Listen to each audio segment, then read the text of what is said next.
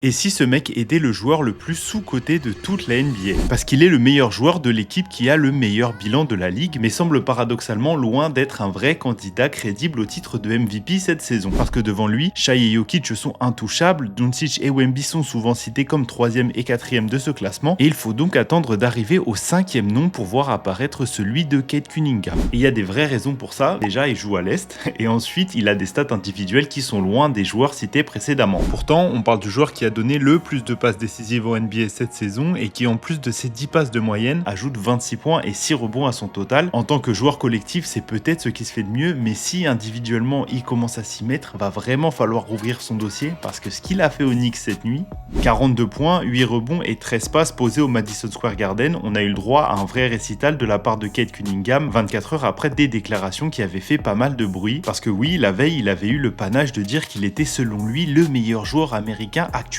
et ça a beaucoup fait parler, notamment parce qu'il y a un certain Anthony Edwards qui joue dans la même ligue que lui. Du coup, j'ai deux questions pour vous. Est-ce que Cade est meilleur qu'Anthony Edwards et à quelle place vous mettez le meneur des Pistons dans un classement MVP cette saison? Les débats sont ouverts en commentaire.